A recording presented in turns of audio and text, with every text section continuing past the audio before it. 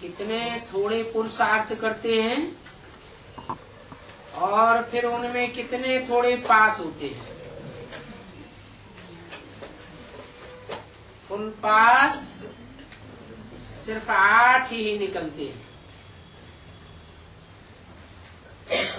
तो देखो कितनी मेहनत है।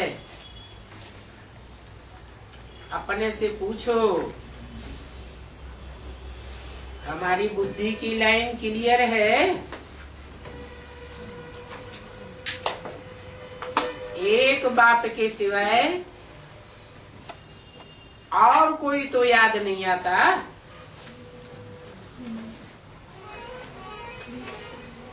परंतु ये अवस्था होगी पिछाड़ी में। क्यों? क्योंकि 63 जन्मों का हिसाब किताब जहाँ जहाँ जिन जिन आत्माओं से जोड़ा हुआ है, इस अंतिम जन्म में वो आत्माएं संकल्पों की रील के रूप में हमसे हिसाब किताब लेने आती है।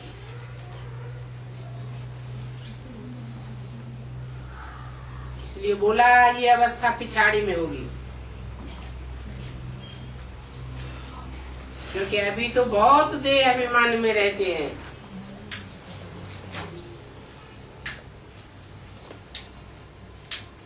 आत्माभिमानी बनने में ही बहुत मेहनत है। घड़ी घड़ी देहबान आ जाता है। अभ्यास पड़ा हुआ है 63 जन्मों का। देह अभिमान में आते रहे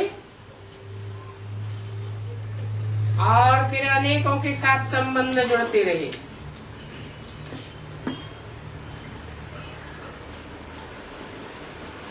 देह अभिमान के कारण ही लटकते चटकते रहते हैं। जो अच्छी अच्छी पक्की बच्चियां हैं वो तो समझती हैं कि हमको तो कोई हाथ भी न लगावे, क्योंकि पतित ख्यालात वाला होगा तो उसी ख्याल से हाथ लगावेंगे।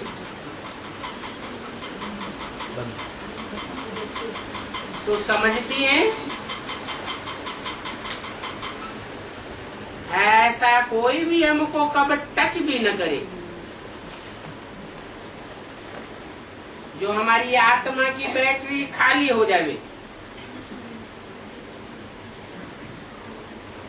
अभी हम तो शिव बाबा की हैं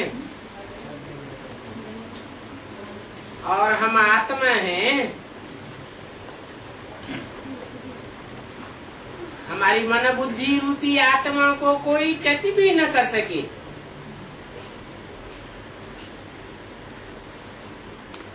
कोई ऐसे बहुत कड़े होते हैं।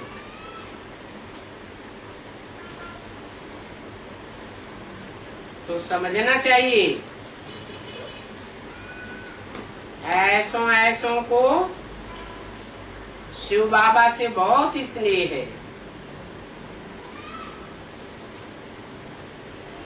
विकार के कारण ये अबलाएं कितनी मार खाती हैं।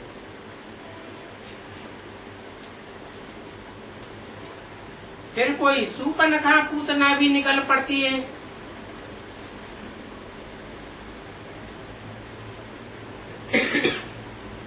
जिनकी अंदर से विकार भोगने की इच्छा होती है, विकार की आस पूरी नहीं होती है तो लड़ाई लगवाई देती है। सूपनखा ने क्या किया? राम की रावण से लड़ाई करवाई दी। पूतनाओं का तो धंधा ही है, जैसा नाम वैसा काम। पूत पवित्र को कहा जाता है। जो पवित्र रहती ही नहीं तो तो वो भी बड़ा तंग करती है। ये बाबा तो सब बातों का अनुभवी है ना। ये दुनिया है ही वैश्यालय। अभी बाप तुम बच्चों को शिवालय में ले जाते हैं,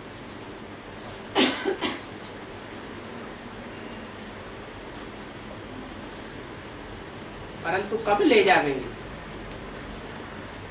तभी ले जावेंगे जब ऐसा वैश्यालय से तुम्हारा दिल टूट जावे।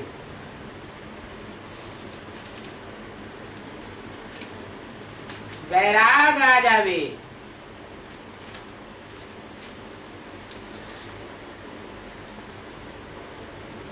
ये तो जरा भी ख्यालात नहीं आना चाहिए।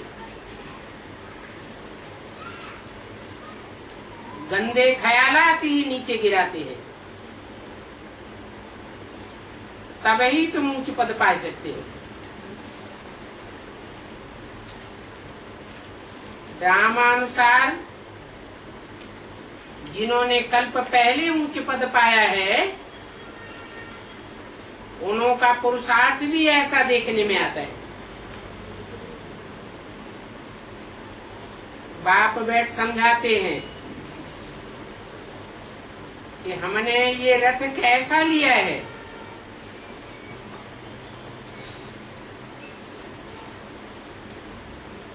इस बात पर पहले तो निश्चय चाहिए।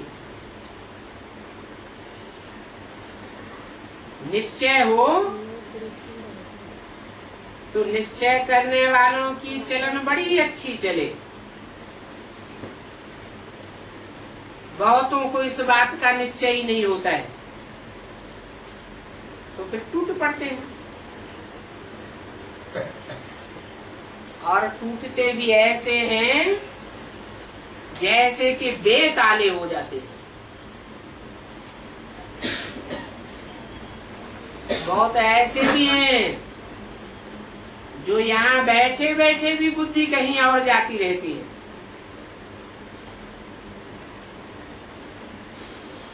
क्योंकि पक्का निश्चय नहीं है। अगर निश्चय बुद्धि हो जाए तो बड़े ही अटेंशन से सुनेंगे। निश्चय बुद्धि बने बगैर कोई पढ़ाई पढ़ नहीं सकता।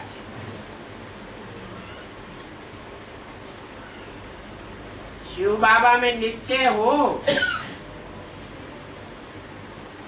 तब बाबा की बोली हुई बातें दिल से लगे। इसमें निश्चय हो। शिव माने ज्योति बिंदु, मेरी बिंदी का ही नाम शिव है। और बाबा साकार को कहा जाता है। साकार और निराकार का मेल शिव बाबा कहा जाता है। तो उसमें निश्चय हो, परंतु निश्चय नंबरवार पुरुषार्थ अनुसार है। फिर कोई कोई बच्चों का तो बहुत लब है। सोचते हैं हम यहाँ ही रह जाए। जब इतने सभी यहाँ रहते हैं, परंतु हम भी क्यों नहीं रहे? परंतु बाबा कहते हैं नहीं, जो यहाँ रहते हैं उनके साथ तुम रीस क्यों करते हो?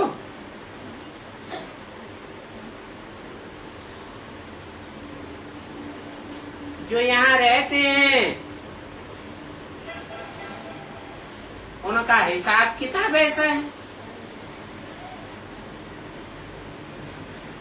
जो लौकिक बंधनों से निवृत्त हो गए, कोई तो सहज सहज निवृत्त हो जाते हैं, कोई फिर आने के बाद भी बाहर की दुनिया में बुद्धि लटकी रहती है। तो बाप कहते हैं सबको यहाँ नहीं रहना। अनेक प्रकार के ऐसे ऐसे आते हैं। कोई तो ऐसे भी समझते हैं, देखें यहाँ किसकी किसकी खातिरी होती है।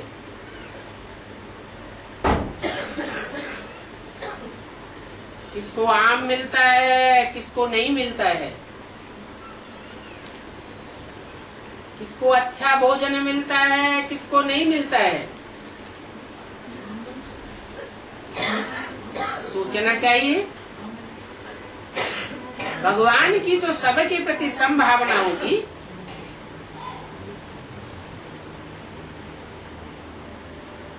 परंतु फिर संशय आ जाता है।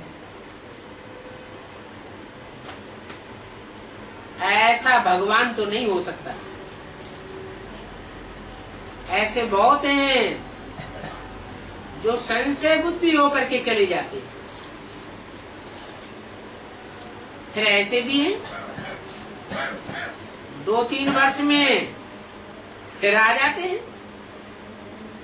फिर पुरुषार्थ करने लग पड़ते हैं, फिर वह पुरानी बातें भूल जाते हैं।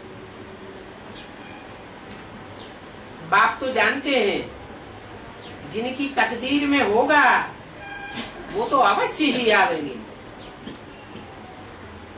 तब कहते हैं बनी बनाई बन रही, अब कछु बननी ना है। 63 जन्मों में जिन्होंने अच्छे अच्छे कर्म किए हैं वो तो जरूर आवेंगे। बाकी अवस्थाएं तो नीचे ऊपर होती ही रहती हैं, इसमें कोई नई बात नहीं है। कल पहले भी ऐसे हुआ होगा और फिर भी ऐसे ही होगा। बाप ने समझाया है, मैंने इनके बहुत जन्मों के अंत में और अंत के भी जन्म के अंत में प्रवेश किया है।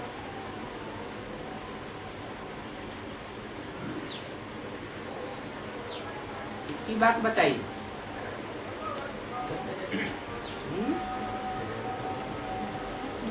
मैंने इनके, इसके नहीं बोला। एक दादा लेकर आज ब्रह्मा की बात नहीं बोली। इनके माने 2 आत्माएं हैं बहुत जन्मों के अंत में। बहुत जन्म कितने होते हैं? बहुत में बहुत 84 जन्मों के अंत में और अंत के भी अंत में प्रवेश किया है।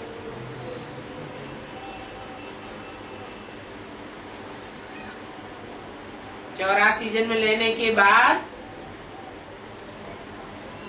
60 वर्ष में वानप्रस्थी अवस्था होती है, तो कहेंगे अंत में प्रवेश किया।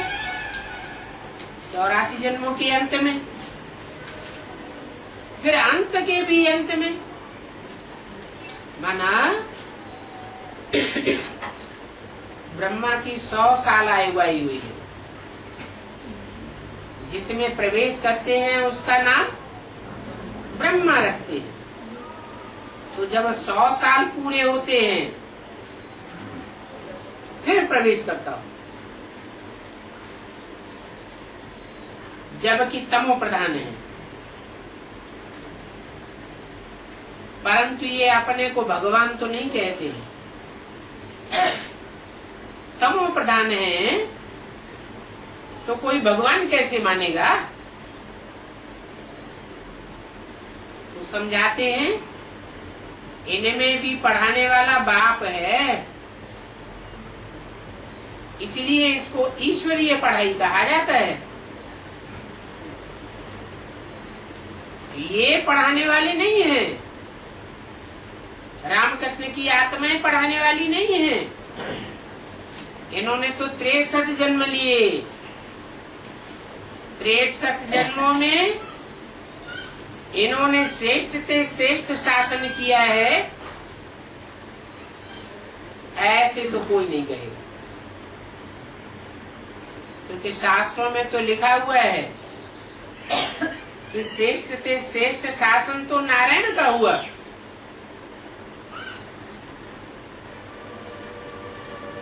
नर जो नारायण बनता है वो बनता ही तब है जब उसमें बाप प्रवेश करते हैं। तो जो ईश्वर की पढ़ाई पढ़ते हैं वो देवता बनते हैं। ईश्वर ही श्रेष्ठते से शासन करने वाला है। वो कोई प्रकार का दंड विधान नहीं करता है, बड़े प्यार से आकर के समझाते हैं। जो नहीं समझते हैं वो तो बाकी ऐसे हैं जैसे जट, देवताओं के आगे जाकर के उनकी महिमा करते रहते हैं। आप सर्वगुण संपन्न हो, 16 कला संपूर्ण हो, मैं भिखारी हूँ, पापी हूँ, चरिया खरिया हूँ। अभी बाप कहते हैं तुम जो भी हो, परंतु अभी तो मैं तुमको इन लक्ष्मी नारायण जैसा बनाता हूँ, तो मेरी श्रीमत पर चलो। ये तो जानते हैं कि कल पहले जैसी राजधानी स्थापन हुई है वैसी ही नंबरवार राजधानी स्थापन होगी। राजधानी में तो सब प्रकार के चाहिए, राजा भी चाहिए, रानी भी चाहिए, ऊंचे ऊंचे पदाधिकारी भी चाहिए जिन्हें राज्य अधिकारी कहा जाता है। भले राजा तो नहीं होते हैं, परंतु अकेला राजा राजा ही चलाता है क्या? सहयोग में राज्याधिकारी भी तो होते हैं ना। फिर प्रजा में भी नंबरवार होते हैं, कोई फर्स्ट क्लास प्रजा, कोई सेकंड क्लास प्रजा, कोई थर्ड फोर्थ क्लास। तो जैसी पहले राजधानी हुई है स्थापन कल पहले, वैसी ही राजधानी स्थापन होगी। तुम भी यहाँ पुरुषार्थी हो और यह भी पुरुषार्थी है। ये ब्रह्मा तो कहते हैं क्या?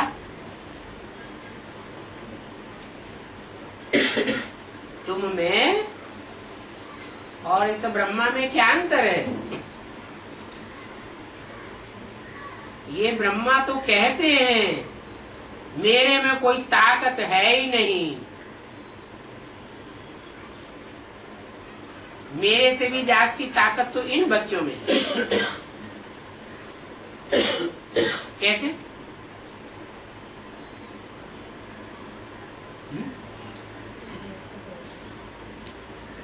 ब्रह्मा से भी जास्ती ताकत बच्चों में है, ऐसे कैसे कहते हैं? क्या प्रूफ है? क्योंकि ब्रह्मा तो पहले ही शरीर छोड़ देते हैं। स्थापना का भी काम पूरा नहीं हुआ, पालना का भी नहीं हुआ और विनाश का भी काम पूरा नहीं हुआ। फिर पूरा कौन करते हैं? है? जरूर तुम बच्चों में से ही कोई है जो स्थापना और पालना और विनाश का कार्य पूरा करते हैं। तो तुम सभी बच्चों को ज्ञान दिया है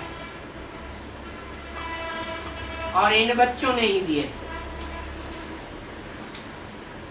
फिर उनको जिसने दिया उनसे सभी मिलने आते हो। मैं तो कोई से मिलता भी नहीं हूं, क्योंकि इतने सभी बच्चों को तो तुमने ही लाया है ना। जो सच्चे मददगार हैं वो ही उच्च पद पावेंगे। तो बताए देते हैं कि सदगुरु कोई मनुष्य को नहीं कहा जाता है,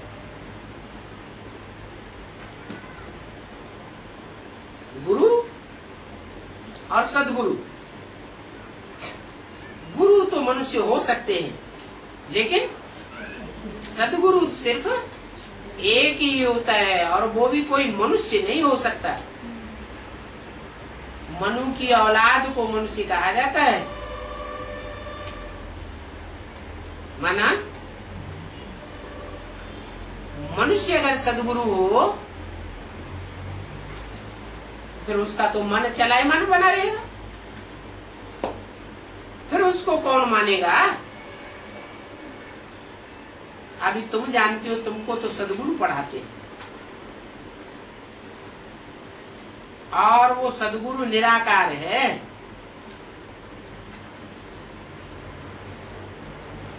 जो तुमको पढ़ाते हैं उनका अंतिम रूप क्या है? सदगुरु निराकार। वही निराकारी है, निर्विकारी है, निरहंकारी है। तो यह नहीं पढ़ाते हैं।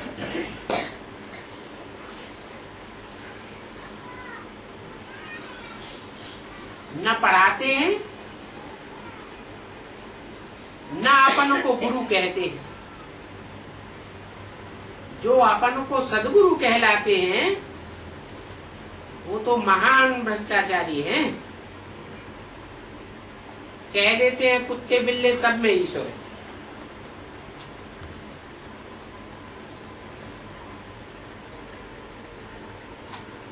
अगर सब में ईश्वर है तो सबको श्री श्री क्यों नहीं कहते? कह देते हैं ठिक्कर भीतर सब में परमात्मा है। तो पूछना चाहिए, अच्छा तुम कुत्ते बिल्ले ठिक्कर भीतर को याद करते हो क्या? अब बात तो ऐसी ही है।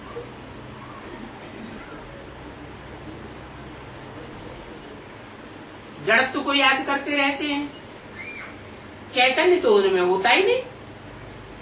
कितनी मूर्खता है। तब बाप कहते हैं ये बड़े से बड़े असुर हैं और ऐसे असुरों पर फिर असुर लोग ही फिदा होते हैं।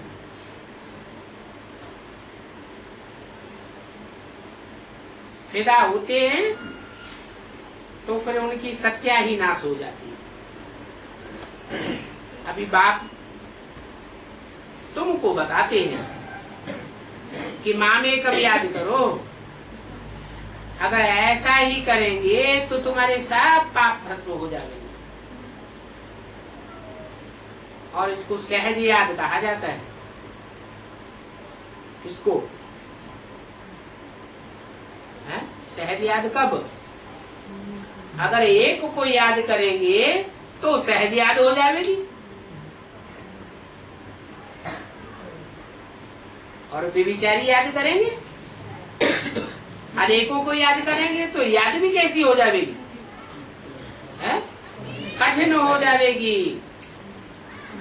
महर्षि कहते हैं शराब पियो, प्याज खाओ, कुछ भी करो। अब बताओ ऐसे खान पान वाले लोग इस ईश्वरीय ज्ञान में चल कैसे सकेंगे? ऐसे ऐसे फिर अंत में सभी फेल हो जाएंगे। कौन? जो औरों के संग दोष में आते रहते हैं और अन्न दोष में आते रहते हैं। उनका क्या हाल बताया? सभी फेल हो जाएंगे। तुम तो हो ब्रह्मा कुमार कुमारियां, और कुमार कुमारियां तो वही कहे जाते हैं जो पवित्र होते हैं। कुमारी जीवन पवित्र होता है ना, पवित्रता में ही अच्छी पढ़ाई होती है।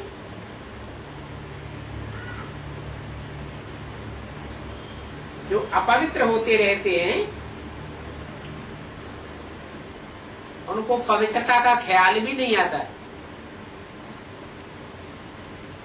तो तुम बच्चों की दृष्टि कहीं भी नहीं जानी चाहिए।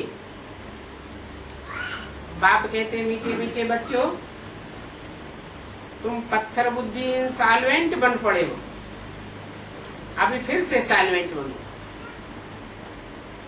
तुम यहाँ आए ही हो विश्व का मालिक बनने के लिए, और वो विश्व का मालिक तुमको अभी फिर बनना है।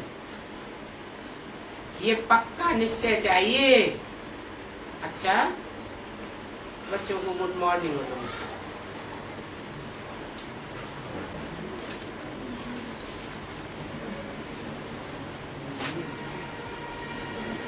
अगला रात्रि क्लास है 27 जून 1968।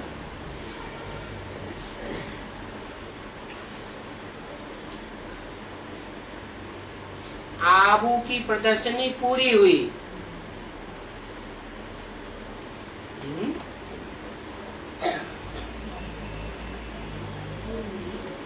अब प्रदर्शनी नहीं होनी है क्या? प्रदर्शनी भी दो तरह की होती है। एक होती है जड़ चित्रों की प्रदर्शनी और एक होती है चैतन्य चित्रों की प्रदर्शनी। तो कौन सी प्रदर्शनी पूरी हुई? अब जड़ चित्रों की प्रदर्शनी तो बहुत हो गई, अभी वो पूरी होती है। बच्चों ने बहुत दिल व जान सिक व प्रेम से सेवा की है।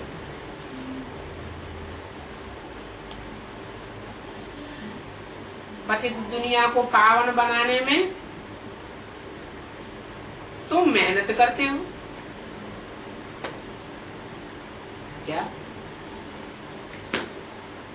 ज्यादा मेहनत किसमें है? जड़ चित्रों की प्रदर्शनी करने में मेहनत है या चैतन्य चित्र बना करके प्रदर्शन करने में मेहनत है?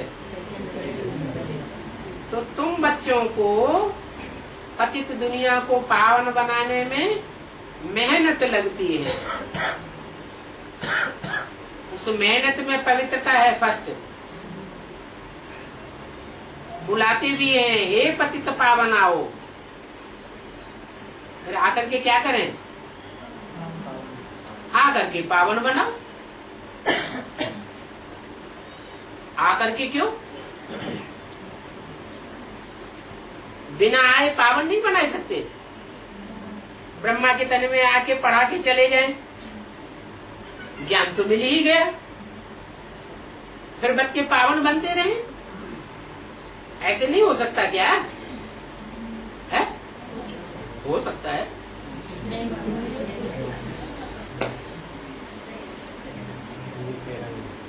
दोनों बातें चाहिए।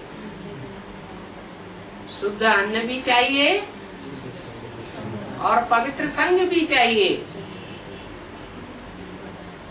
अन्न भी दो प्रकार का होता है, एक पेट का अन्न और दूसरा संकल्पों का भोजन, वाइब्रेशन का भोजन। तो तुमने ही बुलाया है, पतित पावन आओ। जैसे भक्ति मार्ग में वो कुंभ का मेला होता है, वो कुंभ का मेला तो आर्टिफिशियल होता है। क्यों? क्यों आर्टिफिशियल बताया? इलाहाबाद में कुंभ का मेला होता है, वो आर्टिफिशियल क्यों है? क्योंकि वहां जड़ नदियां जाकर के मिलती हैं। जड़ नदियों में तो जड़ जल होता है। जड़ जल से शरीर पवित्र बनेगा या आत्मा पवित्र बनेगी? तो वो तो आर्टिफिशियल मेला है, उसमें कोई पवित्र नहीं बनते हैं। ये तो कुंभ का मेला सच्चा यहाँ होता है, जहाँ वास्तव में संसार के सामने दिव्य जन्म गंगा, यमुना, सरस्वती, चैतन्य नदियां प्रत्यक्ष होती हैं। तो तुम बच्चों को तो सच सच पावन बनना है। क्या नदियों के बीच में क्यों ला दिया है?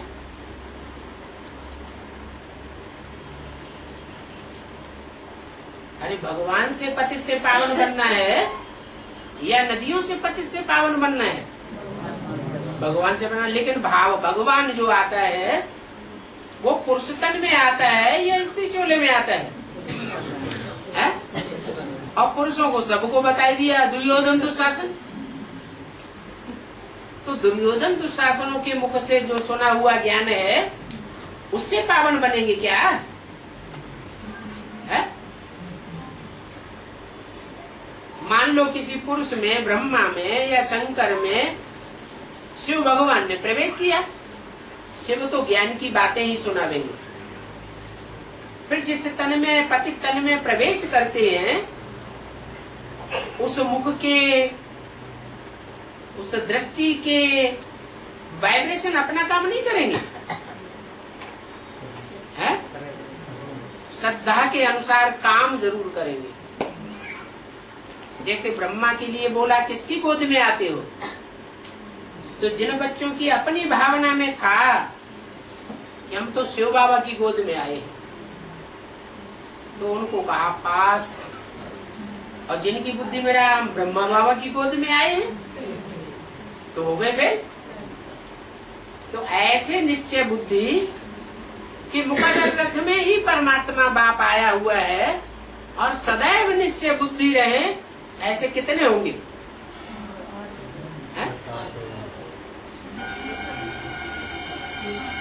तो बाकी सब फेल हो जाते हैं क्या? इसलिए बताया कि पतित पावनी नदियां गाई हुई है शास्त्रों में, भक्ति मार्ग में।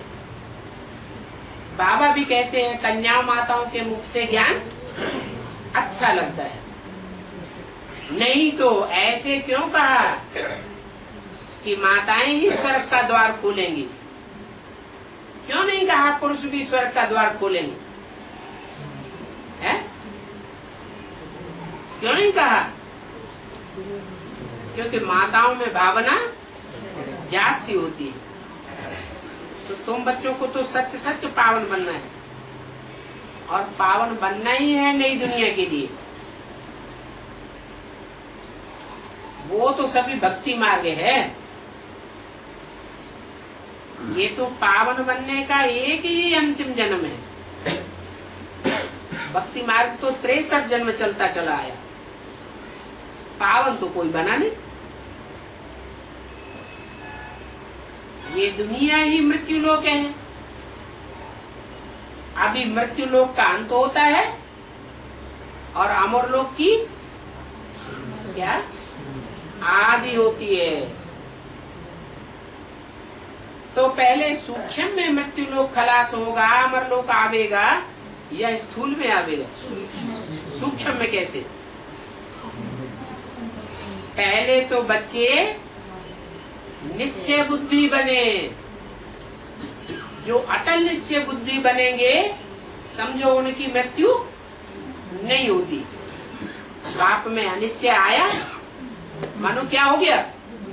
मर गया। और बाप में निश्चय अटल बना रहे तो क्या कहेंगे? मरा हुआ कहेंगे? नहीं, जीवित कहेंगे।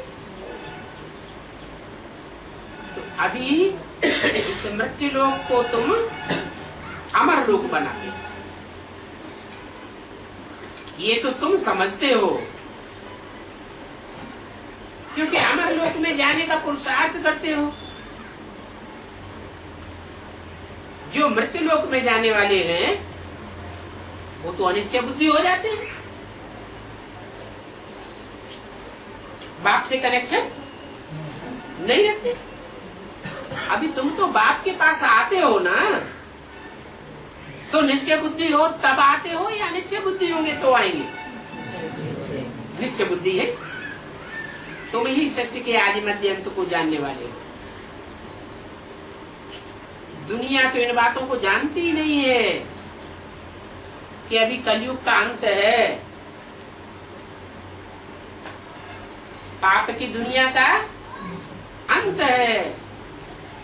बच्चे तो जानते हैं ये पुरुषोत्तम संगम युग है, पुरुष रूपी जो आत्माएं हैं, उन आत्माओं में जो उत्तम से उत्तम पार्ट बजाने वाली आत्माएं हैं, वो अभी प्रत्यक्ष होने वाली है। इसलिए ये पुरुषोत्तम संगम युग है। और जो युग हैं, उनके मेल को पुरुषोत्तम संगम युग नहीं कहेंगे। जैसे सतयुग त्रेता का मेल है, त्रेता द्वापर का मेल है, द्वापर कलयुग का संगम है, उसको पुरुषोत्तम युग नहीं कहेंगे, क्योंकि उत्तम से उत्तम आत्माओं की माला रूपी संगठन वहाँ प्रत्यक्ष ही नहीं होता। अभी तो वो माला सारे संसार के बीच में प्रत्यक्ष होने वाली है। और दूसरे युगों के जो संगम हैं, उनमें तो कलाएं ही कम होती जाती हैं। और यहाँ तो जो बच्चे अच्छा पुरुषार्थ करते हैं, वो चढ़ती कला तेरे बहाने सर्व का भला करने में लग जाते हैं। उनकी ये निशानी है, वो अपनी परवाह नहीं करेंगे। क्यों? क्योंकि निश्चय बुद्धि होने के आधार पर उनकी बुद्धि में रहता है क्या कि पाना था सो पा लिया। हमारी आत्मा का तो कल्याण हो ही गया, हमको तो पक्का भगवान मिल ही गया। हमारा कल्याण कोई दुनिया में कर ही नहीं सकता।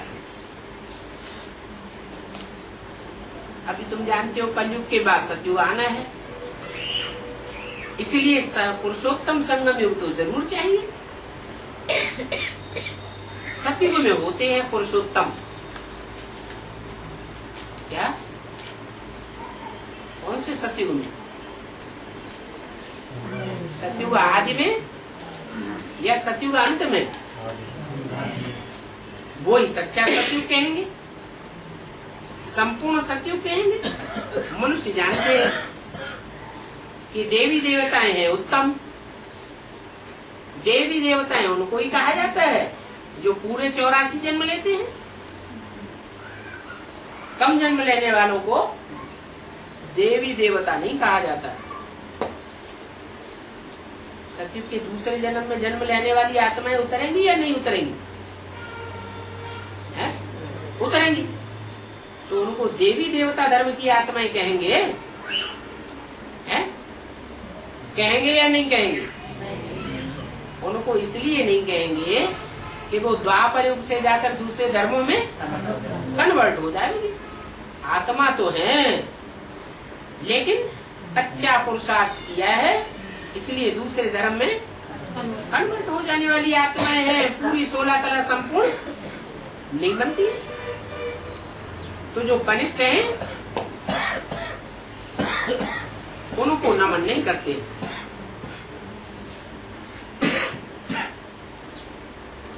अभी तुम बच्चों को पक्का निश्चय है, हम मनुष्य से देवता बनने के लिए यहाँ आते। क्या ये किसको निश्चय है? तुम बच्चों को, उन बच्चों को नहीं है। इसके लिए नहीं कहा, इसके फॉलोअर्स के लिए भी नहीं कहा। क्या कि मनुष्य से देवता बनने के लिए आते। क्यों? क्योंकि यह ब्रह्मा और इसके फॉलोअर्स जो होंगे, वो इस जन्म में मनुष्य से देवता बनेंगे ही नहीं। जब ये ही नहीं बनेंगे, तो जो सन्मुख आते ही नहीं है, वो कैसे बन जाएंगे? मनुष्य दैवी गुणों वाला बनते हैं, तभी तो देवता कहे जाते हैं। अच्छे गुणों वाले मनुष्य होते हैं तो कहते हैं ये तो जैसे देवता है, परंतु वो भक्ति मार्ग में तो कहना हो जाता है अल्पकाल के लिए। तुम तो 21 जन्मों के लिए बेहद के बाप से सुख का वर्षा पाते हो। उस वर्षे का नाम ही है स्वर्ग। क्या नाम क्यों है सब स्वर्ग है? नाम किस आधार पर पड़ता है? क्या काम किया है जो स्वर्ग हुआ नाम? वहां सबकी स्व की स्थिति कैसी रहती है? आत्मिक स्थिति रहती है, इसलिए कहा जाता है स्वर्ग। ग माने गया, कहाँ गया? आत्मिक स्थिति में गया। कितने जन्मों के लिए? 21 जन्मों के लिए आत्मिक स्थिति पक्की हो जाती है। उसको कहते हैं हेवन। क्या? विन करने वाले हैं, हारने वाले वहां कोई माया से हार खाता है क्या? वहां माया होती ही नहीं। भारत को सचखंड भी कहते हैं और भारत को झूठखंड भी कहते हैं। बाप आते हैं बच्चों को मीठा मीठा बनाने के लिए, सचखंड में भेज देते हैं। घड़ी घड़ी कहते हैं मीठे मीठे बच्चे। मीठे मीठे करते करते मीठे देवता बन जाते हैं। इस समय तुम बच्चे जानते हो हमें ईश्वरीय परिवार में, और कोई जन्म में ईश्वरीय परिवार में नहीं होते हैं। या तो आसुरी परिवार में होते हैं या तो दैवी परिवार में होते हैं। जब ईश्वरीय परिवार में हो तो असुर नहीं कहेंगे, क्योंकि तुमको निश्चय है हम ईश्वरीय परिवार के हैं, हमको ईश्वर से वर्षा मिलता है, इसमें घाटे व संशय की कोई बात नहीं है। क्यों? क्योंकि ईश्वर तो दाता ही दाता है, लेने वाला नहीं है। परंतु माया बच्चों को संशय में ला देती है, इसलिए युद्ध चलती है। और युद्ध काय काय का चलता है? संशय और निश्चय का युद्ध चलता है। संशय आता है ना इस बात पर है? इस बात पर संशय आता है खास है? अरे ये बाप है या नहीं है? जब बाप ही नहीं है तो जो ज्ञान सुनाया वो भी झूठा हो जाता है। आत्मज्ञान भी झूठा हो जाता है। अपने ऊपर भी निश्चय नहीं रहता, बाप के ऊपर भी निश्चय नहीं रहता, और ड्रामा के ऊपर भी निश्चय उड़ जाता है। तो देखो कैसी माया की लड़ाई चलती है। वो है रावण संप्रदाय। कौन है? जो घड़ी घड़ी संशय में आते रहते हैं। और तुम हो राम संप्रदाय। बच्चों को ये निश्चय है ये तो पुरानी दुनिया है, पुरानी चीज खलास हो जाती है। खलास होने वाली बुद्धि को, दुनिया को बुद्धि से निकालना है। तो अभी तुमको पुरानी दुनिया से वैराग आता है? ये प्यार आता है। महल बनावे, नया मकान बनावे, शादी करें, परिवार बढ़ावे, बच्चे पैदा करें, शान शौकत से रहें। दुनिया की चलन याद आती है या दुनिया और दुनिया की परंपराओं से वैराग आता है? अभी तो तुमको वैराग आता है। इन सब बातों को बुद्धि से निकालना है। सारी पुरानी दुनिया से वैराग, नई दुनिया से प्यार है, परंतु हद का वैराग नहीं चाहिए। तुम्हारा तो बेहद का वैराग है, बेहद का संन्यास है, बुद्धि में है। ये पतित पुरानी दुनिया है, हमको तो नई दुनिया में जाना है। रहते तो इसी पुरानी दुनिया में हो, तुम कोई जंगल में नहीं चले जाते हो, परंतु बुद्धि से इस पुरानी दुनिया से उपराम रहते हो। बाप की पढ़ाई ही ऐसी है। तो तुम बच्चों को तो रहने के लिए नई दुनिया ही चाहिए, है? नई दुनिया कैसे कैसे हम करें? क्या पुरुषार्थ करें जो 24 घंटे नई दुनिया में ही रहे, पुरानी दुनिया में अनुभूति ना हो? है? अगर देह समझेंगे तो देह तो कहाँ खत्म होनी है, किसी पुरानी दुनिया में खत्म होगी। देह समझेंगे तो जरूर पुरानी दुनिया में ही रहेंगे, और अपन को आत्मा समझेंगे तो नई दुनिया का अनुभव करेंगे।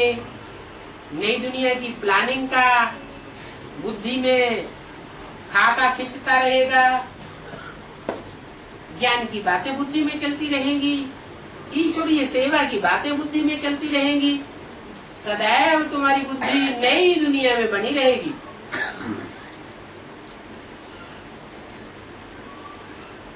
तो तुमको तो रहने के लिए नई दुनिया ही चाहिए। तुमको माने किसको? है? देहधारियों को या आत्माभिमानियों को? आत्माभिमानी जो है उनको तो नई दुनिया ही चाहिए। इस पुरानी दुनिया का तो फिर विनाश होना है। देवता धर्म पुरानी दुनिया में नहीं होता है। तो बाबा मीठे मीठे बच्चों को घड़ी घड़ी सावधान करते रहते हैं। कहा बच्चों को माया संशय में न गिरा देवे। बाप एक ही बात कहते हैं, मीठे बच्चों, बेहद के बाप को तुम दुख में याद करते हो। कहाँ याद आता है? दुख की दुनिया में याद आता है।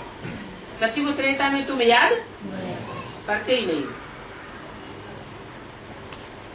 कहते हो हे भगवान, हाय राम, हे राम रहम करो।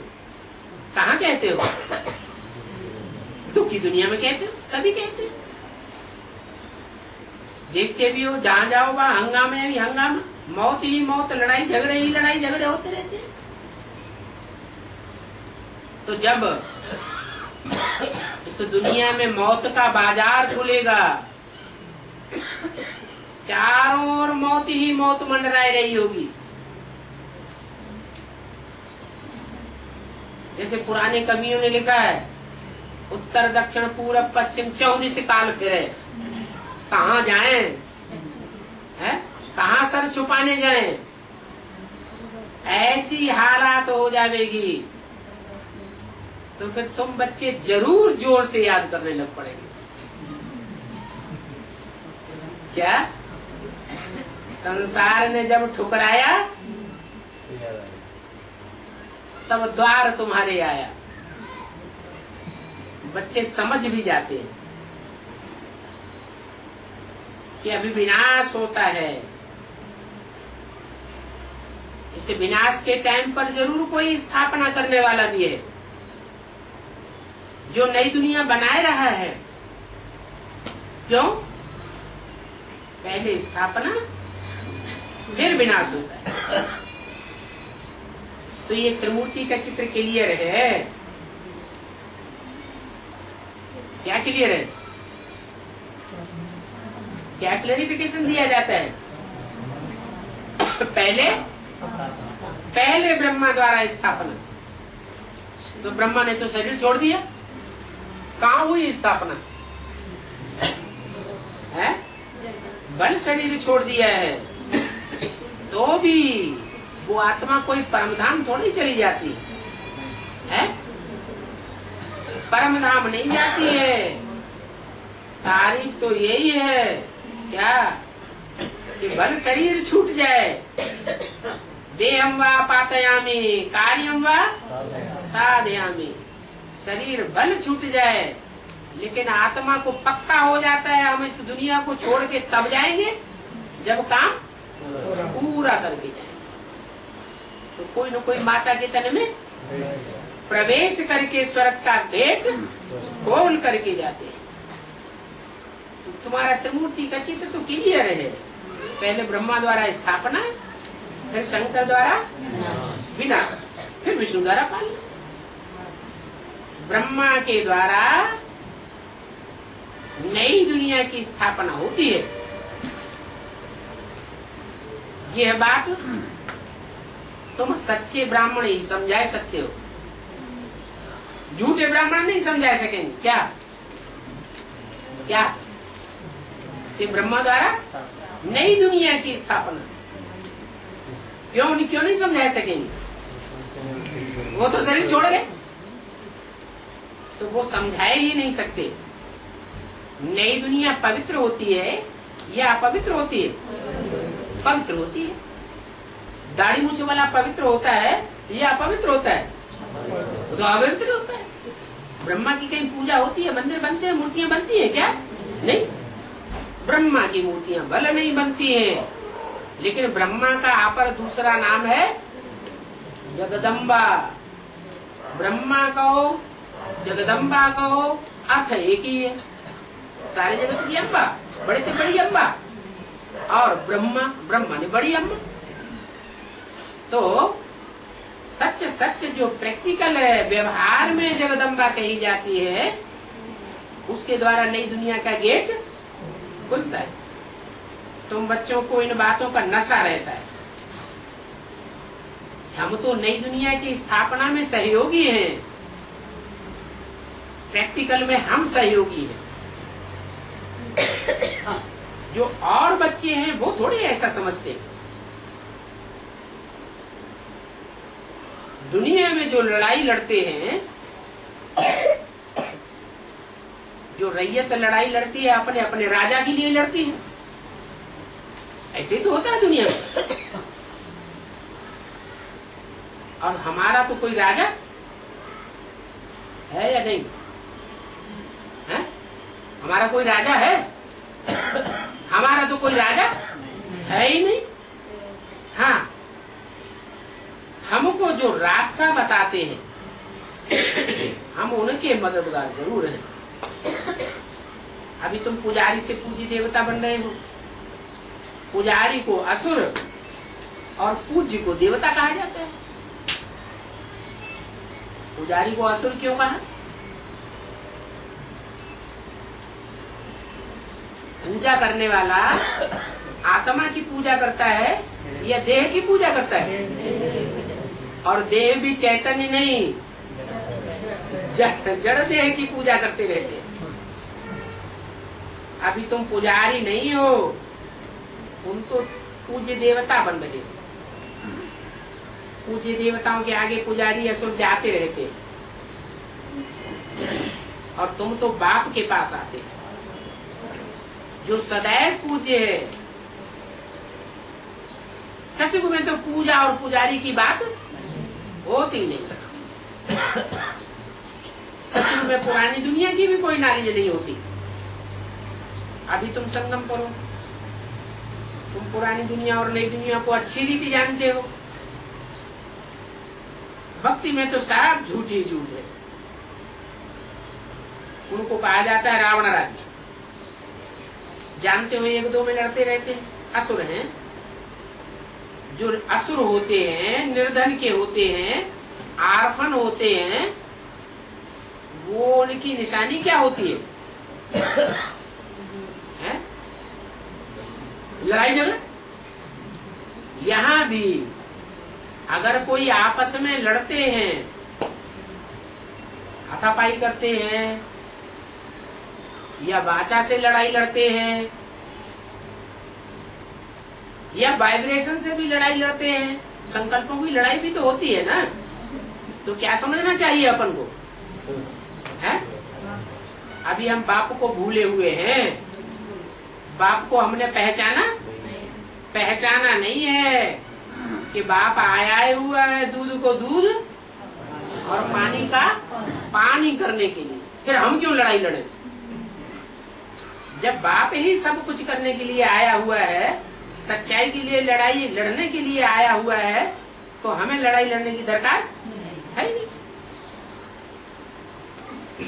बाबा हमको वर्षा दे रहे हैं, तो हमको लब जाता है। जिनका लब नहीं जाता है, जो लड़ते झगड़ते रहते हैं, वो तो बाप को जानते ही नहीं है। वो तो निराकार को बाप मानते हैं। क्या? किसको मानते हैं? निराकार को बाप मानते हैं, भगवान मानते हैं। अब निराकार को लब कैसे करेंगे? हैं? हाँ, निराकार को लब तब ही कर सकते हैं जब साकार में आवे। साकार के द्वारा ही स्नेह प्यार होता है। निराकार बिंदु से स्नेह की कोई बात और दुश्मनी की, लब की भी कोई बात नहीं और दुश्मनी की भी कोई बात निराकार के साथ नहीं होती है। और तुम बच्चों का है भी रूहानी लब। रूह अपने सुप्रीम बाप को याद करती है, रूहानी बाप पढ़ाते हैं। ये बातें कोई शास्त्रों में भी नहीं है, तुम पढ़ते रहते हो। और भगवान के महावाक्य तुम नोट करते रहते हो। तो तुम जानते हो कि हम कोई पूजा थोड़ी ही करते हैं। तुम तो मूर्तियों को और शास्त्रों को जो मनुष्यों के द्वारा बनाए हुए हैं, उनको तुम ऐसे ही फेंक देते हो। है? फेंक देते हो, संभाल के रखते हो। है? फेंक देते हो। ये तो पढ़ाई है, इनको कहा जाता है महावाक्य। ये महावाक्य दिल में धारण करने होते हैं और धारणा करने के लिए नोट करते हैं। धारणा हुई, पद मिल गया, फिर नोट क्या करेंगे? 27 जून 68 की रात्रि क्लास का दूसरा पेज। अभी तुम सुनते हो, फिर ये प्राय लोप हो जाता है। बाप ही आकर के कल्प कल्प हमको पढ़ाते हैं और पद भी प्राप्त कराते हैं पढ़ाई के अनुसार। ये कोई बड़ी बात नहीं है कितना सहज ज्ञान। और उस पढ़ाई में तो माथा ही कर जाता है। ये तो बहुत सहज पढ़ाई है। बाप को और षष्ठी के चक्र को जानना है और करना क्या है? ये तो पढ़ाई हुई। बाप को जाना और ड्रामा को जाना, ये तो पढ़ाई की बात हुई। और करना क्या है? अरे कुछ प्रैक्टिकल भी करना है। क्या करना है? सब भूल गए, प्रैक्टिकल भूल गए। और पवित्र रहना है। करना क्या है? पढ़ाई का तंत्र क्या है? इसीलिए पढ़ाई पढ़ाई जा रही, पवित्र रहने के लिए। अपन को आत्मा समझते रहेंगे तो देहभान उड़ जाएगा, आत्मा पवित्र बन जाएगी। ये शरीर पहले था क्या? है? पहले पहले ये शरीर था? कहाँ था? अरे पहले पहले ये शरीर था? नहीं था। कहाँ था फिर? शरीर परम धाम में था, आत्मा परम धाम में थी। परम धाम से जब इस सृष्टि पर आई तब 5 तत्वों का चोला धारण किया। फिर इस मानवे में ये शरीर तुमने बाद में लिया है। तो ये बेहद का मांडवा तुम्हारी स्टेज है। आत्मा पार्टधारी है और ये शरीर रूपी दुम्ब क्या है? चोला है। इस मानवे में ये सूरज चांद बत्तियां आदि हैं। उनको तुम अभी तक कहते थे सूर्य देवता। क्या? जड़ बत्तियों को तुम क्या कहते थे? जड़ देवता।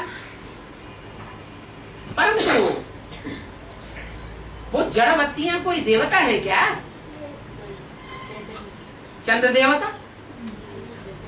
अरे वो तो जड़ बत्तियां हैं, उनको देवता कैसे कहेंगे? क्या देते हैं वो? है? ज्ञान देते हैं क्या? नहीं। बाकी ये तो रोशनी देने वाले हैं। भक्ति मार्ग में उनको पूजते भी हैं। ये है ज्ञान सूर्य। वो फिर वो सूर्य को पूजते हैं, जल आदि देते हैं। ये सभी बेहद की समझ, बेहद की बातें हैं। भक्ति मार्ग में बेसमझी ही बेसमझी है। सोचना चाहिए। इतनी बरसात कैसे पड़ती है? इतनी बरसात पड़ती है। वो बरसात बरसाने वाला कौन है? अरे सूर्य तपता है, जल गर्म होता है, भाप बन के उड़ता है तो बरसात होती है। वो है जड़ सूर्य और ये है ज्ञान सूर्य। ये ज्ञान सूर्य जितना जितना तपत देता रहेगा ज्ञान की, उतना उतना मनन चिंतन मंथन बढ़ता रहेगा। तो देखो भक्ति मार्ग में क्या क्या करते हैं और तुम अभी क्या करते हो। यहाँ भी हनुमान का एक मंदिर है। एक दिन एक्सीडेंट हो गया, कोई ने बोल दिया यहाँ एक्सीडेंट हो गया है, यहाँ हनुमान का मंदिर बनाओ। नहीं तो ऐसे ही एक्सीडेंट आदि होते रहेंगे। बस फिर क्या था, आनंद आनंद मंदिर बन गए। आस्ते आस्ते बढ़ते बढ़ते अभी कितने हनुमान के मंदिर बन गए। भक्ति मार्ग का देखो कितना प्रभाव है। सुनी सुनाई बातों पर भारतवासी क्या क्या करते रहते हैं। बहुत बड़ा झाड़ है। तुम्हारा तो ज्ञान का बीज कितना छोटा है। अभी सारे भारत पर राहु की दशा है। बाप आकर के भारत को बृहस्पति की दशा में ले जाते हैं। बच्चे जो भी आते हैं, कोई भी बात दिल में हो तो जरूर बाबा से पूछेंगे, परंतु बाबा के सामने आके आते आते प्रश्न ही उड़ जाते हैं। क्या बच्चे पीछे से सोचते हम बाबा से ये पूछेंगे, वो पूछेंगे, ऐसे पूछेंगे, वैसे पूछेंगे, और सामने आकर सारे प्रश्न उड़ जाते हैं। ऐसे क्यों होता है? बेहद के बाप से बेहद का वर्षा तो तुमको जरूर मिलेगा। फिर उसमें चाहिए दैवी गुण, पवित्रता, और कोई बात नहीं है। तुम्हारी एम ऑब्जेक्ट ये है, दैवी गुण तो जरूर चाहिए, उससे तुम्हारा ही फायदा होगा। दैवी गुण धारण नहीं करेंगे तो पदवी ऊंचा नहीं पावेंगे।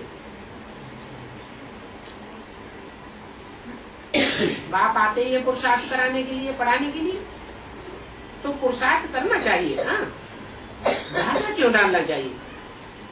बाबा ने समझाया है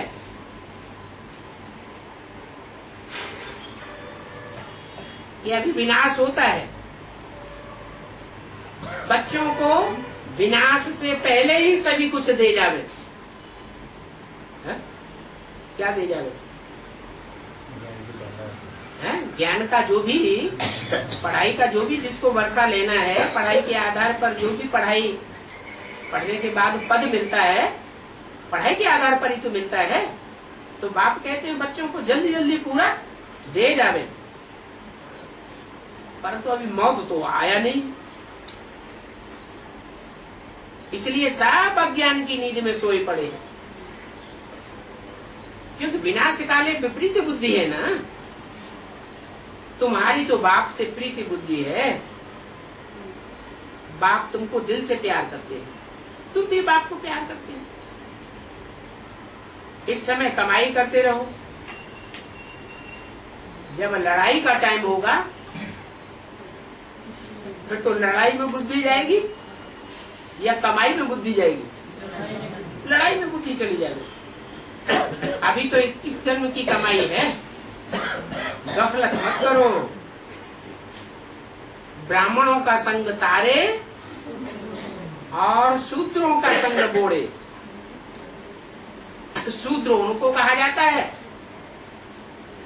जो कुसंग करते रहते हैं।